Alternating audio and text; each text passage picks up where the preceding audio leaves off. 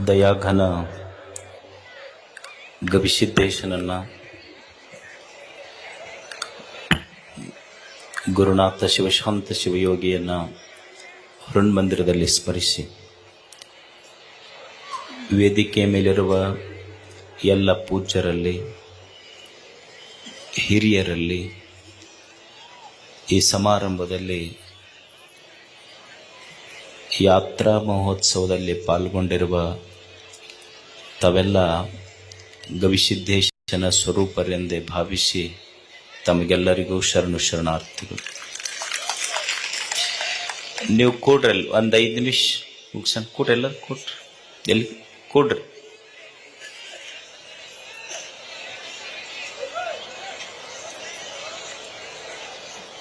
ನಿಮ್ಮ ಜಿಲೇಬಿ ಎಲ್ಲಿ ಹೋಗೋದಿಲ್ಲ, ನಾ ಎಲ್ಲ ನಿಂಬುದು ಮುಗಿಸಿದ ಮೇಲೆ ನಾ ಹೋಗ್ತೀನಿ. ನೀವೇನೇನು ಟೆನ್ಷನ್ ತಗೋಬೇಡ್ರಿ ಅದ್ರ ಬಗ್ಗೆ. ಕೂಡ್ರಲ್ಲ, ಕೂಡ್ರಿ, 2 ನಿಮಿಷ ಕೂಡ್ರಿ. ನಾ ಬಳತನ ಮಾತಲ್ಲ, ಒಂದು 5 ನಿಮಿಷ ಮುಗಿಸ್ಬಿಡ್ತೇನೆ.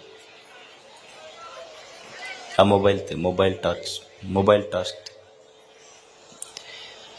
ನೀವು ಸುಮ್ ಕುಂತ್ರ 5 ನಿಮಿಷ ನಾ ಮುಗಿಸ್ತೀನಿ. ಗದ್ದಲ ಮಾಡಿದ್ರೆ 2 ತಾಸು ಮಾತಾಡ್ತೇನೆ ನಾನು.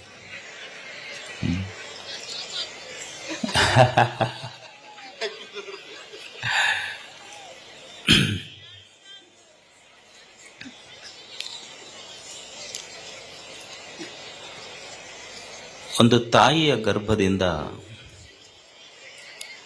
ಮಗು ಈ ಭೂಮಿಗೆ ಬರ್ತದೆ.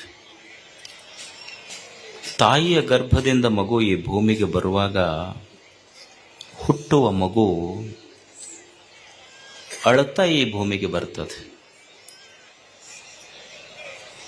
ಇಷ್ಟು ಜನ ನಾವು ಹುಟ್ಟಿ ಬಂದಿದ್ದೇವೆ, ಹಲವು ಮಕ್ಕಳು ಹುಟ್ಟಿ ಬರುವುದನ್ನು ನಾವು ನೋಡ್ತೇವೆ. ಯಾಕೆ ತಾಯಿಯ ಗರ್ಭದಿಂದ ಭೂಮಿಗೆ ಬರುವ ಮಗು ಅಳುತ್ತಾ ಹುಟ್ಟುತ್ತದೆ? ಏನು ಪಡಿಬೇಕು ಅಂತದು ಅಳುತ್ತದೆ. ಈ ಭೂಮಿಯನ್ನು ಬಿಟ್ಟು ಹೋಗುವಾಗ ಆ ವ್ಯಕ್ತಿ, ಈ ಭೂಮಿಯನ್ನು ಬಿಟ್ಟು ಹೋಗುವ ವ್ಯಕ್ತಿನೂ ಅಳುತ್ತಾನೆ, ಅಳ್ಕೊಂತ ಹೋಗ್ತಾನೆ. ಹುಟ್ಟುವ ಮಗುವೂ ಅಳುತ್ತದೆ, ಭೂಮಿಗೆ ಬರುವ ಮಗುವೂ ಅಳುತ್ತದೆ, ಭೂಮಿಯನ್ನು ಬಿಟ್ಟು ಹೋಗುವ ವ್ಯಕ್ತಿನೂ ಅಳ್ಕೊಂತ ಹೋಗ್ತಾನೆ. ಭೂಮಿಗೆ ಬರುವ ಮಗು ಅಳ್ತಾ ಬಂತಲ್ಲ, ಅದು ಯಾಕೆ ಅಳ್ಕೊಂತ ಬಂತು? ಈ ಭೂಮಿಯನ್ನು ಬಿಟ್ಟು ಹೋಗುವ ಮನುಷ್ಯ ಅಳ್ಕೊಂತ ಹೊಂಟನಲ್ಲ, ಅವ ಯಾಕೆ ಅಳಕತ್ತಾನ? ಭೂಮಿಗೆ ಬಂದ ಮಗುವು ಅಳಕತ್ತೈತಿ, ಏನು ಪಡಿಬೇಕಂತ ಮಗು ಅಳಕತ್ತೈತಿ. ಮತ್ತು ಈ ಭೂಮಿಯನ್ನು ಬಿಟ್ಟು ಹೋಗುವ ಮನುಷ್ಯ ಏನನ್ನು ಇಲ್ಲಿ ಕಳ್ಕೊಂಡಿನಿ ಅಂತ ಅವ ಅಳಕತ್ತ. ಒಂದು ಮಗುವಿನ ಬಯಕೆ ಅದು ಅಳಕತ್ತೈತಿ, ಏನು ಪಡ್ಕೋಬೇಕಂತದು ಅಳಕತ್ತೈತಿ ಅಂದ್ರ ಸಂತೋಷ. ಒಬ್ಬ ವ್ಯಕ್ತಿ ಈ ಜಗತ್ತನ್ನು ಬಿಟ್ಟು ಹೋಗುವಾಗ ಅಳಕತ್ತಿದ್ ಯಾಕಂದ್ರೆ ಏನು ಕಳ್ಕೊಂಡಿದ್ದ ಕಳಕತ್ತಾನಂದ್ರೆ ಸಂತೋಷ ಕಳ್ಕೊಂಡನ, ಅದೇ ಪಡಿಲಿಲ್ಲ ಅಂತ ಅವನು ಅಳಕತ್ತಾನ. ಮನುಷ್ಯ ಹುಟ್ಟಿನಿಂದ ಸಾಯಿವರೆಗೆ ನಾವೆಲ್ಲ ಬಯಸುವುದು, ನಮ್ಮ ಇಚ್ಛೆ, ಪರಮ ಗುರಿ ಏನು ಅಂದ್ರೆ ನಮಗೆ ದುಃಖ ಇರಬಾರದು, ನಾವೆಲ್ಲ ಸಂತೋಷವಾಗಿ ಬದುಕಬೇಕಂತ. ನಮ್ಮೆಲ್ಲರ ಅಪೇಕ್ಷೆ ಅದೇ ಅದಾವಿಲ್ಲ, ನಾವೆಲ್ಲರೂ ಸಂತೋಷವಾಗಿರಬೇಕು ಅಂತ. ಸಂತೋಷವಾಗಿರ್ಲಿಕ್ಕೆ ಏನು ಬೇಕು ಮನುಷ್ಯನಿಗೆ? ಉಣ್ಲಿಕ್ಕೆ ಅನ್ನ ಬೇಕು, ಉಡ್ಲಿಕ್ಕೆ ಅರಿವೆ ಬೇಕು, ಇರ್ಲಿಕ್ಕೆ ಆಶ್ರಯ ಬೇಕು. ಇಷ್ಟೇ ಇದ್ರೆ ಸಂತೋಷವಾಗಿರ್ಲಿಕ್ಕೆ ಸಾಧ್ಯ ಇಲ್ಲ. ಅನ್ನ ಬೇಕು, ಆಶ್ರಯ ಬೇಕು, ಅರಿವೆ ಬೇಕು. ಇಷ್ಟೇ ಇದ್ರೆ ಸಂತೋಷವಾಗಿರ್ಲಿಕ್ಕೆ ಸಾಧ್ಯ ಇಲ್ಲ ಮನುಷ್ಯ. ಅನ್ನ, ಆಶ್ರಯ, ಅರಿವೆಯ ಜೊತೆ ಹೇಗೆ ಬದುಕಬೇಕು ಭೂಮಿಯ ಮೇಲೆ ಅನ್ನುವ ಅರಿವು ಬೇಕು, ಅಂದಾಗ ಅವ ಸಂತೋಷವಾಗಿರ್ಲಿಕ್ಕೆ ಸಾಧ್ಯ ಇದೆ. ಅರಿವು ಇಲ್ಲದೆ ಇಲ್ಲಿ ಸಂತೋಷವಾಗಿ ಬದುಕಲಿಕ್ಕೆ ಸಾಧ್ಯ ಇಲ್ಲ. ನೀವು ಅನ್ಬಹುದು, ಒಬ್ಬ ಅರಿವುಳ್ಳಂಥ ವ್ಯಕ್ತಿ, ಪ್ರಜ್ಞೆ, ಅರಿವು, ವಿಚಾರ, ಜ್ಞಾನ ಬದುಕಿನಲ್ಲಿ ಸಂತೋಷ ಕೊಡ್ತದೆ.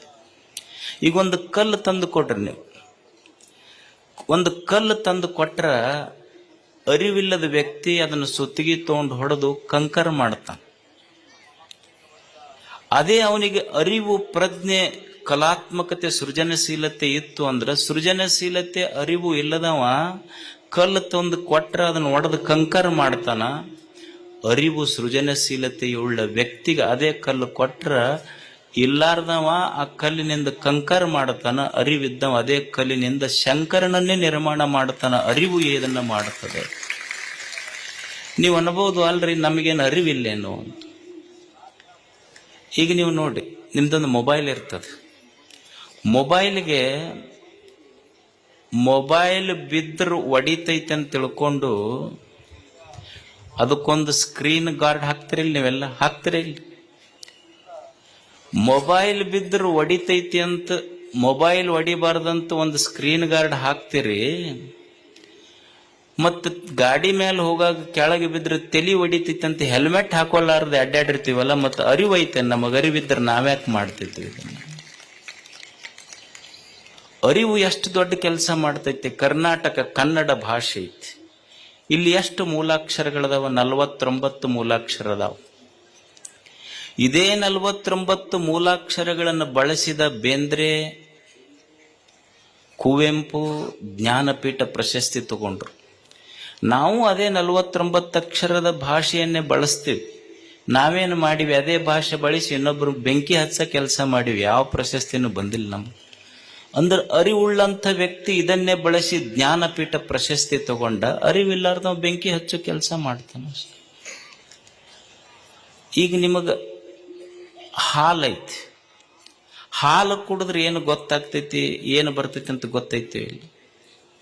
ಅಲ್ಕೋ ಹಾಲು ಕುಡಿದ್ರೆ ಏನಾಗ್ತೈತಿ ಅಂತನೂ ಗೊತ್ತೈತಿ. ಆದ್ರೆ ಅಲ್ಕೋ ಹಾಲು ಅಂದ್ರೆ ಗೊತ್ತಾಗ್ತೈತಿ ಇಲ್ಲ. ಬಹಳ ಸಾತ್ವಿಕ ಜನ ಅಂತ ಗೊತ್ತಾಗೋದಿಲ್ಲ. ಯಾಕಂದ್ರೆ ಮಂದ್ಯಾಗ ಮುಟ್ಟದವರಲ್ಲ. ಹೊಲ ಗಿಲ್ಲ ಸಂಧಿ ಬೇನ್ ಗಿಡದ ಬುಡಕ್ ನೋಡಿದ್ರ ಬರೀ ಅವ ಬಿದ್ದಿರ್ತಾವ. ಈ ಹೊಸ ಪ್ಲಾಟ್ ಮಾಡಿರ್ತಾರ ನೋಡ, ಅಲ್ಲಂತೂ ಅವರೇ ಇರ್ತಾರೆ ಎಲ್ಲ.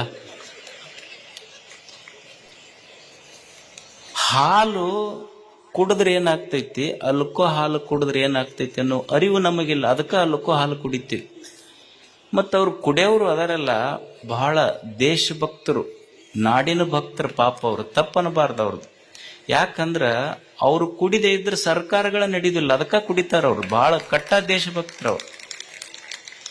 ಮತ್ತು ಎಷ್ಟೋ ಮಂದಿ ಕುಡಿದು ಬಿದ್ದು ಸತ್ತು ಕುಡಿದವರ ಹೆಣಗಳ ದಿಬ್ಬಣದ ಮೇಲೆ ಸರ್ಕಾರ ನಡೆಸುವಂಥ ಅರಿವುಳ್ಳವರು ದೊಡ್ಡವರು ಅದರಲ್ಲ. ನಾವೆಷ್ಟು ದೊಡ್ಡವ್ರು ಇರ್ಬೇಕು ಮ್ಯಾಲ ಕುಂತವ್ರು. ನಮಗೆಂಥ ಅರಿವಿರಬೇಡ. ಅಂದ್ರೆ ಮನುಷ್ಯನಿಗೆ ಜೀವನದಲ್ಲಿ ಬೇಕಾದದ್ದು ಅರಿವು. ಅರಿವು ತಪ್ಪಿತು ಅಂದ್ರೆ ಬದುಕು ಕೆಡುತ್ತದೆ. ಇವತ್ತೆಲ್ಲ ಗುರುಗಳು ಮಾತಾಡಿದ್ರಲ್ಲ, ವಿಚಾರ ಬೇಕು, ಜ್ಞಾನ ಬೇಕು, ಅರಿವು ಬೇಕು. ಅದಕ್ಕಾಗಿ ಮನುಷ್ಯ ಜೀವನದ ತುಂಬ ಹುಟ್ಟಿನಿಂದ ಸಾಯುವವರೆಗೆ ಮಾಡುವ ಒಂದೇ ಒಂದು ಕೆಲಸ ಅಂದ್ರೆ ಕಲಿಯುವುದು. ಕಲಿಬೇಕು ಮನುಷ್ಯ. ಇಲ್ಲಿ ಈ ಜಗತ್ತು ಬಹಳ ಕಲಿಸ್ತದೆ. ಏನು ಕಲಿಬೇಕು ಜೀವನದೊಳಗ? ಪ್ರತಿ ಕ್ಷಣ ಇಲ್ಲಿ ಕಲಿಯುವುದಿದೆ. ಜೀವನದ ತುಂಬ ಏನು ಮಾಡಬೇಕ್ರಿ ಅಂದ್ರೆ ಹೊಸದನ್ನು ಕಲಿಯುವುದು. ಪ್ರತಿ ಕ್ಷಣ, ಬದುಕಿನ ಪ್ರತಿ ಕ್ಷಣ ನಮಗೆ ಪಾಠ ಕಲಿಸ್ತದೆ. Don't stop learning because life will not stop teaching. It will never stop teaching. ಜೀವನ ಮನುಷ್ಯನಿಗೆ ಪ್ರತಿ ಕ್ಷಣ ಬದುಕುವುದನ್ನು ಕಲಿಸ್ತದೆ. ಸಾಲಿ ಕಲ್ತವ್ರು ಅಷ್ಟ ಕಲಿಸ್ತಾರಂತಲ್ಲ. ಈಗ ನಮ್ಮಪ್ಪ ಅದಾನ, ಅವ ಸಾಲಿ ಕಲ್ತಿಲ್ಲ. ನಾನು ಕಟ್ಟಿ ಮೇಲೆ ಹಾಳು ಹರಟಿ ಮಾಡ್ಕೊಂತ ಕುಂತಾಗ ನಮಗೆಲ್ಲರಿಗೂ ಇದಕ್ಕೆ ಅನುಭವ ಐತೆ ಇಲ್ಲ. ನಮ್ಮಪ್ಪ ಸಾಲಿ ಕಲಿಲಾರ್ದಪ್ಪ ನಮಗೇನು ಹೇಳ್ಯಾನ ಅಂದ್ರೆ, ನೋಡು ಹಿಂಗೆ ಮಂದಿ ಕೂಡ ಹಾಳು ಹರಟಿ ಮಾಡಬೇಡ, ದುಡ್ಯಾಗದ ಕಲಿ. ಮಂದಿಗೆ ನಂಬಿ ಕೆಟ್ಟವ್ರದಾರ, ಮಣ್ಣಿಗೆ ನಂಬಿ ಕೆಟ್ಟವ್ರಿಲ್ಲ ಅಂತ ನಮ್ಮಪ್ಪ ಕಲಿಸಿಲ್ಲ ನಮಗೆಲ್ಲ ಹೇಳಿ. ಅವ ಸಾಲಿ ಕಲ್ತಿಲ್ಲ, ಆದ್ರೆ ಆತನ ಮಾತಿನಲ್ಲಿ ಎಷ್ಟು ಜ್ಞಾನ ಐತೆ. ಜೀವನದೊಳಗೆ ಹಿಂಗ ಕಣ್ಣು ತೆರೆದು ಬಿಟ್ರೆ ಜಗತ್ತೇ ಒಂದು ಪಾಠಶಾಲೆ ಐತಿ. ಎಲ್ಲಾನು ಕಲಿಸ್ತೈತಿ. ಈಗ ತಾಯಂದಿರದಿರಿ ನೀವು, ತಾಯಂದಿರು ಅಡಿಗೆ ಮಾಡ್ತೀರಿ, ಅನ್ನ ಮಾಡ್ತೀರಿಲ್ಲ, ಎದ್ರಾಗ ಮಾಡ್ತೀರಿ? ಕುಕ್ಕರ್ನಾಗ ಮಾಡ್ತೀರಿ.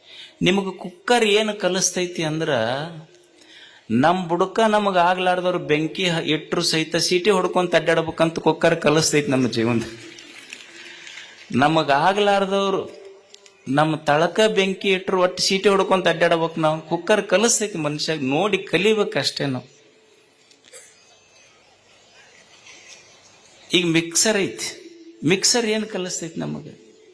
ಈಗ ಹೊಟ್ಟೆಗೆ ಎಷ್ಟರ ಸಂಕಟ ಇರಲಿ ಬಾಯಿ ಮುಚ್ಕೊಂಡು ಕೆಲಸ ಮಾಡೋದು ಕಲಿ ಅಂತ ಮಿಕ್ಸರ್ ಕಲಿಸಿಲ್ಲ ನಮಗೆ, ಕಲಿಸ್ತೈತಿ.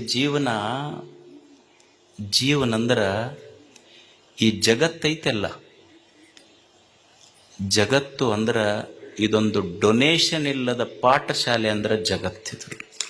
ನೀವ್ಯಾರು ಡೊನೇಷನ್ ಕೊಡ್ಬೇಕಾಗಿಲ್ಲ, ಶಾಲೆಗಾದ್ರೂ ಡೊನೇಷನ್ ಕೊಡ್ಬೇಕಾಗ್ತೈತಿ, ಫೀಸ್ ಕಟ್ಟಬೇಕಾಗ್ತೈತಿ. ಫೀಸ್ ಇಲ್ಲಾರ್ದೆ ಜಗತ್ತು ಕಲಿಸ್ತೈತಿ. ಈ ನೀವು ಮಕ್ಕಳಿಗೆ ಶಾಲೆ ಕಲಿಸ್ತಿರಲ್ಲ, ಫೀಸ್ ಇಲ್ಲಾರ್ದೆ ಯಾರ ನಾವು ಕಲ್ಸಕ್ ಸಾಧ್ಯ ಐತೆ ನಮ್ಮ ಮಕ್ಕಳಿಗೆ ಇವತ್ತು ಶಾಲೆ. ಆದ್ರೆ ಜೀವನ ಹಾಗಲ್ಲ, ಶಾಲೆಯಲ್ಲಿ ಫೀಸ್ ಕೊಟ್ಟ ಕಲಿಬೇಕಾಗ್ತೈತಿ. ಯಾರೋ ಒಬ್ರು ಸರು ಒಂದು ಶಾಲೆಯೊಳಗೆ ಒಂದು ಮಗು ಮನೆಗೆ ಬಂತಂತ, ಮನೆಗೆ ಬಂದು ಬಾಯಾರಟ ಮಾಡ್ತಿತ್ತಂತ, ತಾಜ್ ಮಹಲಿನ ಹುಬ್ಳಿ ಅಂತ. ಅವ್ರ ಅಪ್ಪ ಕೇಳಿ ಸಿಟ್ಟು ಬಂತು, ಯಾರು ಕಲ್ಸ್ಯಾರ ನಿನಗಿದನ್ನು? ನಮ್ಮ ಟೀಚರ್ ಕಲ್ಸ್ಯಾರ. ಏನು ಕಲ್ಸ್ಯಾರ? ತಾಜ್ ಮಹಲಿನ ಹುಬ್ಳಿ ಅಂತ. ಅವನಿಗೆ ಸಿಟ್ಟು ಬಂತು. ಅವ್ರ ಮಾಸ್ತರು ಸೀದಾ ಅಪ್ಪ ಶಾಲೆಗೆ ಹೋದ. ಅಲ್ಲ, ಏನಾರ ಕಲ್ಸಕ್ ಬರ್ತೈತೇನು ನಿಮಗ? ಏನು ಕಲ್ಸಿಡಿ? ಅಲ್ಲ, ನನ್ನ ಮಗ ಬಂದ್ ದಿವಸ ಬಾಯ್ಪಾಟ್ ಮಾಡಾಕತ್ತಾನ, ತಾಜ್ ಮಹಲಿನ ಹುಬ್ಳಿ ಅಂತ ಬಾಯ್ಪಾಟ್ ಮಾಡಾಕತ್ತಾನ. ಅಲ್ಲ, ನಾವೇನು ತಪ್ಪು ಕಲ್ಸಿವೇನು? ಅಲ್ಲ, ಗೊತ್ತೈತೆ ನಿಮಗೇನ್ರ ತಾಜ್ ಮಹಲ್ ಎಲ್ಲೈತಿ ಅಂತ? ಅಲ್ಲ, ಇವತ್ತೊಂದು ದಿವಸ ಮತ್ ತಪ್ಪು ಹೇಳ್ಯಾನ, ತಾಜ್ ಮಹಲ್ ಎಲ್ಲೈತಿ ಅಂದ್ರೆ ತಾಜ್ ಮಹಲಿನ ಹುಬ್ಳಿ ಅಂತ ಹೇಳ್ಯಾನ. ಅದಕ್ಕೆ ಬಂದ್ಯಪ್ಪ, ಸಾಲಿಗೆ ಫೀಸ್ ಕಟ್ಟಂತ 10 ಸಲ ಫೋನ್ ಮಾಡಿ ಬಂದಿಲ್ಲ, ನೀ ಫೀಸ್ ಕಟ್ಟ ಮಟ್ಟ ತಾಜ್ ಮಹಲ್ ಹುಬ್ಳ್ಯಾಗ ಇರ್ತೈತಿ, ಕಟ್ಟಿಂದ ಆಗ್ರಾಕ್ ಹೋಗುತ್ತಂದಾವ್. ನೀ ಫೀಸ್ ಕಟ್ಟದ ಮೇಲೆ ಆಗ್ರಾಕ್ ಇರ್ಲಿಲ್ಲ ಅಂದ್ರೆ ಹುಬ್ಬಳ್ಳ್ಯಾಗ ಇರ್ತೈತಿ. ಅದು ಜೀವನ ಇದೊಂದು ಪಾಠಶಾಲೆ ಐತಿ, ಕಲಿಸ್ತೈತಿ. ಜೀವನದಲ್ಲಿ ಸೋಲು ಬರ್ತದೆ, ಬಡತನ ಬರ್ತದೆ, ನೋವುಗಳು ಬರ್ತವೆ, ನಿರಾಶೆಗಳು ಬರ್ತವೆ, ನಿಂದೆಗಳು ಬರ್ತವೆ, ವೈರಿಗಳ ಚುಚ್ಚು ಮಾತುಗಳು ಬರ್ತವೆ. ಇದೆಲ್ಲವನ್ನು ಮೀರಿ ಬದುಕುವುದನ್ನ ಪುಸ್ತಕ ಓದಿ ಕಲೀಲಿಕ್ಕಾಗೋದಿಲ್ಲ, ಜಗತ್ತು ನೋಡಿ ಕಲಿಬೇಕಾಗ್ತದೆ. ಇವತ್ತು ನಾವು ಅಂತಿರ್ತೀವಿ, ಏನ್ರಿ ನಮ್ಮ ಕಷ್ಟದ ಕಾಲಕ್ಕೆ ಯಾರೂ ಆಗಲಿಲ್ಲ, ನಾವೆಷ್ಟು ಮಂದಿಗೆ ಆಗಿದ್ದೀವಿ, ನಮ್ಮ ಕಷ್ಟದ ಕಾಲಕ್ಕೆ ಯಾರೂ ಆಗಲಿಲ್ಲ ಅಂತ ನಾವು ಭಾಳ ತಾಪ ಮಾಡ್ಕೊಂತೀವಿಲ್ಲ. ಇದು ಸಹಜ ಐತಿಲ್ಲ ನಮ್ಮ ಜೀವನದೊಳಗೆ. ನಮಗಿದ್ದಾಗ ಎಲ್ಲರೂ ಬಂದರು, ಕಷ್ಟದ ಕಾಲಕ್ಕೆ ಯಾರೂ ಬರಲಿಲ್ಲ ಅಂತ ಮಂದಿಗೆ ಹೀಯಾಳಿಸ್ತೀವಿ, ಮಂದಿ ಬಗ್ಗೆ ಮಾತಾಡ್ತೀವಿ. ಆದರೆ ಸತ್ಯ ಅರ್ಥ ಮಾಡ್ಕೋಬೇಕು. ನಾನು ಸುಖವಾಗಿದ್ದಾಗ, ಸಂತೋಷವಾಗಿದ್ದಾಗ ನನ್ನ ಕೈಯ 10 ಬೆರಳು ಚಪ್ಪಾಳಿ ಹೊಡಿತಾ. ಯಾವಾಗ? ನಾನು ಸಂತೋಷವಾಗಿದ್ದಾಗ. ಆದರೆ ನಾನು ದುಃಖದಾಗಿದ್ದಾಗ 10 ಬೆರಳು ಬರುವುದಿಲ್ಲ, ಕಣ್ಣೀರು ಒರೆಸಕ್ಕೆ 1 ಬೆರಳ ಬರ್ತೈತಿ. ಅಂದ ಮೇಲೆ ಸಂತೋಷದಾಗಿದ್ದಾಗ ನನ್ನ ಕೈಯನ್ನ 10 ಬೆರಳು ಬಂದು, ದುಃಖದಾಗಿದ್ದಾಗ ನನ್ನ ಕೈಯನ್ನ 10 ಬೆರಳ ನನಗೆ ಬರಂಗಿಲ್ಲ ಅಂದ ಮೇಲೆ ಮಂದಿ ಬರ್ತಾರ ಅನ್ನುವ ನಿರೀಕ್ಷೆ ಯಾಕ ಅನ್ನೋದು ಕಲಿಬೇಕು ಮನುಷ್ಯ. ಮಂದಿಯನ್ನ ನಿರೀಕ್ಷೆ ಮಾಡಿ ಕಲಿಯುವುದಲ್ಲ. ಬಡತನ ಬರ್ತೈತಿ, ಕಲಿಯೋದು ಏನು? ಬಡತನ ಬಂದ್ರೆ ಏನಾಗತ್ತ? ನಿನ್ನೆ ಹೇಳ್ತಾ ಇದ್ದೆಲ್ಲ, ಮನುಷ್ಯನಿಗೆ ತುಂಬಿದ ಪಾಕೆಟ್, ತುಂಬಿದ ಜೇಬ 100 ಆಟ ಕಲಿಸಿದ್ರ ಖಾಲಿ ಜೇಬು ಜೀವನದೊಳಗೆ 100 ಪಾಠ ಕಲಿಸ್ತೈತೆ ಅಂತ. ಅದನ್ನು ಕಲಿಬೇಕು ಮನುಷ್ಯ. ಸ್ಟೀವ್ ಜಾಬ್ಸ್ ಅಂತಿದ್ದ, ನೀವೆಲ್ಲ ಕೇಳಿರ್ಬೇಕು ಹೆಸರು, ಸ್ಟೀವ್ ಜಾಬ್ಸ್. ಅವ ಹೇಳ್ತಾನೆ, ಮನುಷ್ಯನಿಗೆ ಜೀವನದಲ್ಲಿ ಹಸಿವು ಮತ್ತು ಬಡತನ, ಹಸಿವು ಮತ್ತು ಬಡತನ ಏನು ಪಾಠ ಕಲಿಸ್ತಾವಲ್ಲ, ಇದು ಯಾವ ವಿಶ್ವವಿದ್ಯಾಲಯವೂ ಕಲಿಸುವುದಲ್ಲಂತ. ಅಂಥ ಪಾಠ ಬಡತನ ಕಲಿಸ್ತದೆ, ಇರುತ್ತದೆ. ಏನು ವೈರಿಗಳು ಬರ್ತಾರೆ ಜೀವನದಲ್ಲಿ, ಇರುವುದಿಲ್ಲೇನು? ನಮಗೆ ಬಹಳ ಮಂದಿ ವೈರಿಗಳದಾರೆ. ನಮ್ಮ ಮನೆ ಮಗ್ಗಲ್ದವ್ರು ವೈರಿಗಳದಾರ, ನಮ್ಮ ಓಣ್ಯಾಗ ವೈರಿಗಳ. ಏನು ಮಾಡವ ನೀನು ಅವ್ರನ್ನ ತಗೊಂಡು? ಅಲ್ಲ, ಕಲಿಬೇಕಾದದ್ದು ಏನಂದ್ರೆ, ಆತ ಒಬ್ಬ ವೈರಿ ಅದಾನಂತ ತಿಳ್ಕೊಂಡು 100 ಮಂದಿ ವೈರಿಗಳದಾರ ಅಂತ ತಿಳ್ಕೊಂಡು ಏನು ಹೋಗಿ ಅವ್ರ ತಲೆ ತೆಗಿಯಕ್ಕಾಗತ್ತಾ? ನಮಗೆ ಕಲಿಯುವುದೇನು ಜೀವನದಲ್ಲಿ ಅಂದ್ರೆ, ನನಗೆ ಬಹಳ ಮಂದಿ ವೈರಿಗಳದಾರ ಅಂತ ತಿಳ್ಕೊಂಡು ಹುಡುಕ್ಯಾಡಿ ವೈರಿಗಳ ತಲೆಯನ್ನು ತೆಗೆಯೋದಲ್ಲ, ನನ್ನ ತಲೆಯಿಂದ ವೈರಿಗಳನ್ನು ತೆಗೆದು ಬಿಟ್ರೆ ಅಥವಾ ಜೀವನ ಸಾರ್ಥಕ ಅಷ್ಟೇ. ವೈರಿಗಳನ್ನು ತೆಗೆಯೋದಲ್ಲ, ನನ್ನ ತಲೆಯಾಗಿಂದ ವೈರಿಗಳನ್ನು ತೆಗೆದು ಬಿಡೋದಷ್ಟೆ. ಕಲಿಯುವುದೇ ಮಂದಿ ಬಹಳ ನಮಗೆ ನಿಂದ ಮಾಡ್ತಾರ್ರಿ. ಮತ್ತು ಮಾಡ್ತಾರೆ ಪಾಪ, ಎಲ್ಲ ಪುಕ್ಕಟೆ ಇವೆಲ್ಲ ಸಿಕ್ಕಾವ, ಮತ್ತು ಅವೇನು ಉದ್ಯೋಗ ಖಾತ್ರಿ ಬರ್ತಾವ, ರೊಕ್ಕ ಬಿಡ್ತೈತಿ, ಕೆಲಸ ಏನೈತಿ ಅವ್ರಿಗೆ. ನೀವು ಒಂದು ನೆನಪಿಟ್ಕೊಂಡವ್ರಿ ಹೋಗಾಕ, ಊರು ಮುಂದಿನ ಬಾವಿ ಮುಚ್ಚಬಹುದು, ಊರು ಮಂದಿ ಬಾಯಿ ಮುಚ್ಚಕ್ಕಾಗೋದಿಲ್ಲ, ತಿಳ್ಕೊಂಬಿಡ್ರಿ ಅಷ್ಟೆ. ಊರು ಮುಂದಿನ ಬಾವಿ ಮುಚ್ಚಬಹುದು, ಊರು ಮಂದಿ ಬಾಯಿ ಮುಚ್ಚಕ್ಕಾಗೋದಿಲ್ಲ. ಅಕಸ್ಮಾತ್ ಒಂದು ವೇಳೆ ನೀ ಬಿದ್ದಿ ಅಂದ್ರೆ ಬಾಯಾಗ, ನಿನ್ನ ದೈವ ಚಲೋ ಇತ್ತು ಅಂದ್ರೆ ಬಾವ್ಯಾಗಿಂದ ಎದ್ದು ಬರ್ತಿ. ಆದ್ರೆ ನಿನ್ನ ಅದೃಷ್ಟ ಇರಲಿ ಬಿಡ್ಲಿ, ಆದ್ರೆ ಊರು ಮಂದಿ ಬಾಯಾಗಿಂದ ಪಾರಾಗೋದಕ್ಕೆ ಕಷ್ಟ ಐತಿ. ಅದಕ್ಕೆ ಮನುಷ್ಯ ಊರು ಅಂದ ಮೇಲೆ ಒಂದಿಷ್ಟು ಆಡ್ತಿರ್ತಾವ ಅಷ್ಟೇ. ನಾ ಭಾಳ ಸಲ ಇದನ್ನು ಹೇಳ್ತಿರ್ತೀನಿ.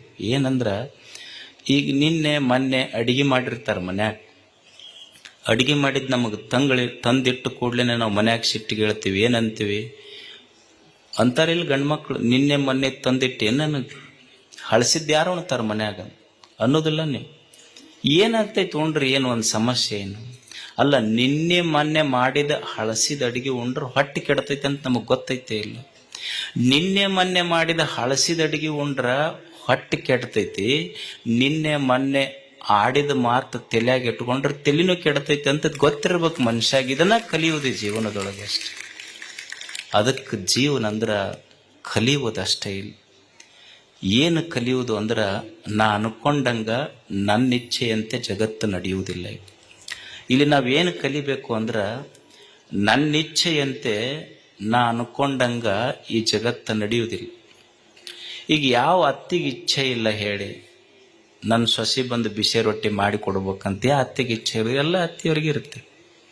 ಅಲ್ಲಿ ಉಂಡಾರ ಏಸು ಮಂದಿ ಅವ್ರು ಕೇಳ್ರಿ ಹೇಳ್ತಾರ ಅವರಷ್ಟು. ಆಕಿ ಕನ್ಯಾ ನೋಡಕ್ ಹೋದ್ಲ ಅತ್ತಿ, ಹೋದಾಗ ಕೇಳ್ಲಿ ಏನು ಬರ್ತೈತಿ ನನಗೆ? ಇಡ್ಲಿ ದೋಸೆ, ಇಡ್ಲಿ ಬರ್ತೈತಿ, ದೋಸೆ ಬರ್ತೈತಿ, ಹೋಳಿಗೆ ಬರ್ತೈತಿ, ಎಲ್ಲ ಬರ್ತೈತಿ ಅನ್ನಂತ ಕೇಳಲತ್ತಿ. ಇವು ಆರ್ಡರ್ ಕೊಟ್ಟರು ಹೋಟೆಲ್ನಾಗ ಎಲ್ಲ ಬರ್ತಾವಂದ್ಲತ್ತಿ. ಅಂದ್ರೆ ಯಾರಿಗೆ ಇಚ್ಛೆ ಇಲ್ಲ, ನಮ್ಮ ಇಚ್ಛೆಯಂತೆ ಜಗತ್ತು ನಡೆಯುವುದಿಲ್ಲ. ಇಲ್ಲಿ ಕಲಿಬೇಕಾದದ್ದು ಏನು ಜೀವನದೊಳಗೆ ಅಂದ್ರ, ನನ್ನಿಚ್ಛೆಯಂತೆ ನನ್ನ ಜೀವನ ಜಗತ್ತು ನಡೆಯುವುದಿಲ್ಲ. ಜಗದ ಇಚ್ಛೆಗೆ ನನ್ನ ಜೀವನವನ್ನು ಹೊಂದಿಕೊಂಡು ಬದುಕುವುದೈತಲ್ಲ, ಅವರಿಗೆ ಸಂತರಂತ ಕರೀತಾರೆ. ಇದನ್ನು ಕಲಿಯೋದು ಮನುಷ್ಯ. ಬುದ್ಧ ಇದರ ಅರ್ಥ, ಇರುವುದನ್ನು ಇದ್ದಂತೆ ಸ್ವೀಕರಿಸುವವನಿಗೆ ಬುದ್ಧ ಅಂತ ಕರೀತಾರೆ. ಒಪ್ಪುಕೊಳ್ಳೋದು ಜೀವನದೊಳಗೆ. ಏನು ವಯಸ್ಸಾತು, ವಯಸ್ಸಾದ ಕೂಡಲೇ ಏನಂತೀರಿ ನೀವು? ಏನ್ರಿ ಸ್ವಸ್ಥರು ಮಕ್ಕಳು ಒಟ್ಟ ನಮಗೆ ಸೇರೋದಿಲ್ಲ. ಎಲ್ಲೋ ನಮ್ಮ ಹುಡುಗ ಹೇಳ್ತಿದ್ದು ಒಂದು, ಆತು ವಯಸ್ಸಾದ ಮೇಲೆ ಆಗೋದಲ್ಲ, ಏನು ಕಲಿಬೇಕಪ್ಪ ಮುಪ್ಪು ಬಂದ ಮೇಲೆ ಅಂದ್ರೆ, ಮುಪ್ಪು ಬಂದ ಮೇಲೆ ಗಪ್ ಇರ್ಬೇಕಂತ. ಮುಪ್ಪು ಬಂದ ಮೇಲೆ ಗಪ್ ಇರಬೇಕು. ಮಗನ ಮಾತಾಡಿಸ್ಬೇಕಾದ್ರೆ ಸೊಸಿ ಮಾರಿ ನೋಡ್ಬೇಕು. ನನ್ನ ರೊಕ್ಕ ಎಣಸಕ್ಕ ನಾನಾ ಕಳ್ಳ ಆಗಬೇಕು. ಶಟ್ಕೊಂಡು ಕುಂತ್ರ, ಶಟ್ಕೊಂಡು ಊಟ ಬಿಟ್ಟರೆ ಹೆಂಡತಿ ರಂಬಿಸ್ತಾಳ ಅನ್ನೋದು ತಲೆಯಾಗಿಂದ ಬಿಟ್ಟಿರ್ಬೇಕು. ಮುಪ್ಪು ಬಂದ ಮೇಲೆ ಗಪ್ಪಿರ್ಬೇಕಂತ ಇಷ್ಟು ಕಲಿಬೇಕು ಮನುಷ್ಯ. ಕಲಿಯುವುದಿಲ್ಲ ಅಷ್ಟೇ ಜೀವನದೊಳಗೆ. ಅದಕ್ಕೆ ಜೀವನ ಇದ್ದಂತೆ ಸ್ವೀಕರಿಸುವವನಿಗೆ ಸಂತ ಅಂತ ಕರೀತಾರೆ, ಜ್ಞಾನಿ ಅಂತ ಕರೀತಾರೆ. ಯಾಕಂದ್ರೆ ನಾನೇನು ಬಯಸ್ತೀನಲ್ಲ, ನಾನಿರುವುದು ವರ್ತಮಾನದಲ್ಲಿ, ನನ್ನ ಬಯಕೆಗಳಿರುವುದು ಭವಿಷ್ಯತ್ತಿನಲ್ಲಿ. ಅಂದ್ರೆ there is a difference, gap. ವರ್ತಮಾನಕ್ಕೂ ಭವಿಷ್ಯಕ್ಕೂ ಗ್ಯಾಪ್ ಇದೆ. ಅದಕ್ಕೆ ವರ್ತಮಾನದೊಳಗೆ ಏನು ಸಿಗುತ್ತದೆ, ನಿನ್ನೆ ಸತ್ತು ಹೋಗಿದೆ. Yesterday is dead, tomorrow is not yet born, what I have with me is today. ಇವತ್ತು ನನ್ನ ಕೈಯಾಗ ದೇವರು ಕೊಟ್ಟಾನಲ್ಲ, ಈ ಕ್ಷಣವನ್ನು ಅನುಭವಿಸುವುದಷ್ಟೇ, ಸಂತೋಷ ಪಡೋದು. ಇರುವುದನ್ನು ಇದ್ದಂತೆ ಸ್ವೀಕರಿಸುವುದು. ದೇವರು ನಮಗೇನು ಕೊಟ್ಟಾನ ಅದನ್ನು ನೋಡಿ ಸಂತೋಷ ಪಡಬೇಕು. ಅದು ಜೀವನ.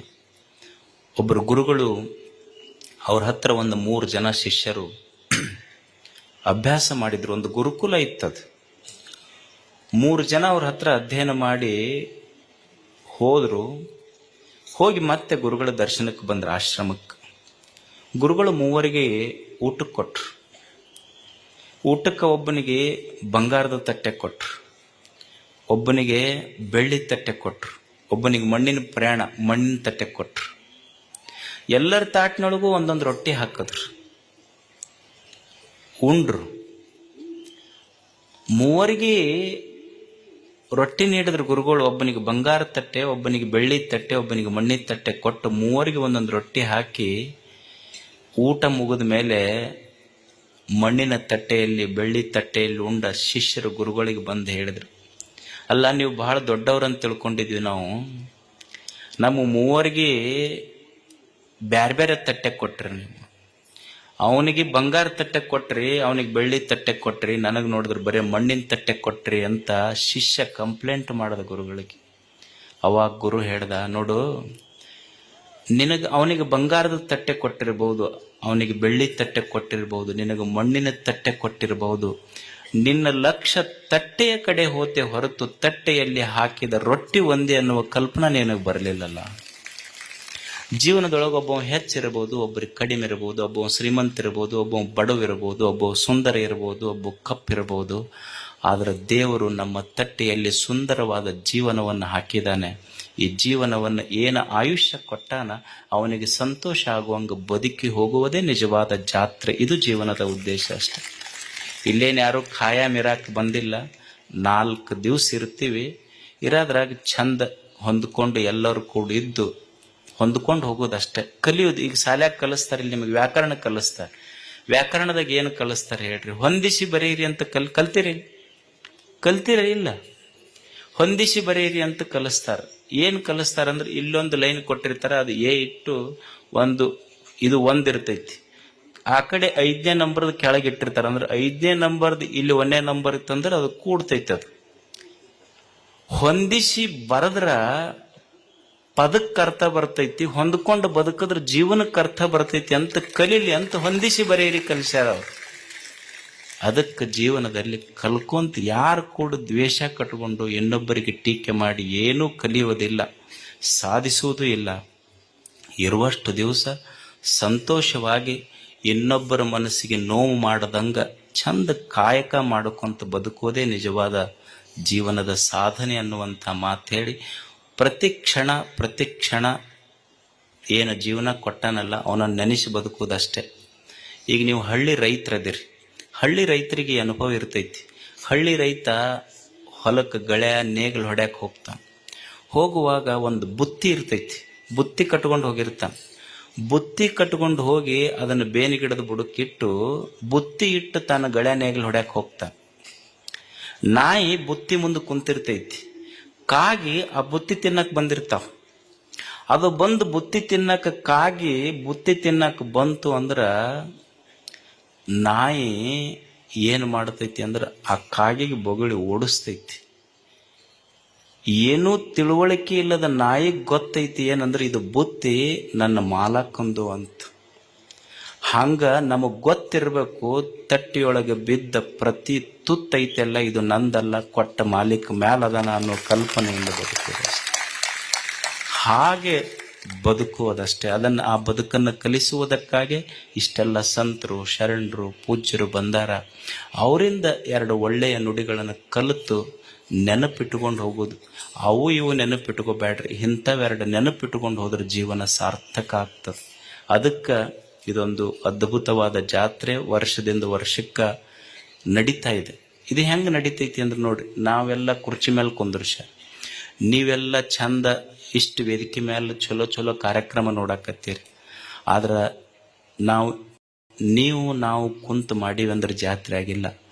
ಇಷ್ಟೆಲ್ಲ ಆಗಲಿಕ್ಕೆ ಎಷ್ಟೋ ಕಾರಣದ ಕೈಗಳು. ಇವತ್ತೆಷ್ಟೋ ಜನ ದಾಸೋಹದೊಳಗೆ ಅವ್ರ ಕಾರ್ಯಕ್ರಮಕ್ಕೆ ಬಂದಿಲ್ಲ, ಆದ್ರೆ ನೀವು ಬರ್ತೀರಿ ಅಂತ ತಿಳ್ಕೊಂಡು ನಿಮಗೆ ಅಡುಗೆ ತಯಾರು ಮಾಡಕತ್ತಾರಲ್ಲ, ಅವರು ನಿಜವಾದ ಸೇವೆ ಅವ್ರದ್ದು ದೊಡ್ಡದಿದೆ. ಮತ್ತು ಯಾರೋ ಕಟ್ಟಿಗೆ ಒಡೆದು ಕೊಟ್ಟಾರ, ರೊಟ್ಟಿ ಕೊಟ್ಟಾರ, ಯಾರ ಹೆಸರು ಗೊತ್ತಿಲ್ಲ, ಹೆಸರಿಲ್ಲದಂಗ ಸೇವಾ ಮಾಡ್ಯಾರಲ್ಲ. ಗವಿಸಿದ್ದೇಶ ಹೆಸರಿಲ್ಲದೆ ಸೇವಾ ಮಾಡಿ ಈ ಜಾತ್ರೆಯನ್ನು ನಡೆಸಲಿಕ್ಕೆ ಕಾರಣೀಭೂತರಾದಂಥ ಪ್ರತಿಯೊಂದು ಜೀವಕ್ಕೂ ಗವಿಸಿದ್ಧನ ಕೃಪಾ ಸದಾ ಇರಲಿ. ತಾವೆಲ್ಲ ಈಗ ಮದ್ದು ಸುಡೋದು ನಡೀತೈತಿ, ಸಾವಕಾಶವಾಗಿ ಹೋಗ್ರಿ, ಏನೂ ಅವಸರ ಮಾಡಬೇಡ್ರಿ. ನಾ ಬರ್ತೀನಿ, ಯಾಕಂದ್ರೆ ಹಿಡಿಬೇಕು, ಊರಿಗೆ ಹೋಗೋರದಿರಿ, ಟೂ ವೀಲರ್ನವ್ರು ಹೋಗ್ತೀರಿ, ಚಕ್ಕಡಿಯವ್ರು ಹೋಗ್ತೀರಿ, ಸಮಾಧಾನದಿಂದ ಹೋಗಿ. ನನ್ನ ಪ್ರಾರ್ಥನಾ ಅದು ಉಳಿದಿದ್ದೇನು ಇಲ್ಲ. ಯಾಕಂದ್ರೆ ನೀವು ಸಂತೋಷವಾಗಿರ್ಬೇಕು. ನಿಮ್ಮ ಮುಖದ ಮೇಲಿನ ಸಂತೋಷವೇ ನಮ್ಮ ಸಂತೋಷ ಅಷ್ಟೆ. ಅದಕ್ಕೆ ಸಮಾಧಾನದಿಂದ ಹೋಗ್ರಿ, ಪ್ರಸಾದ ಮಾಡ್ರಿ, ತಮಗೆಲ್ಲ ಒಳ್ಳೇದಾಗಲಿ ಅಂತ ಹಾರೈಸಿ ನಮ್ಮ ಮಾತುಗಳನ್ನು ಮುಗಿಸಿ. ಶರಣ.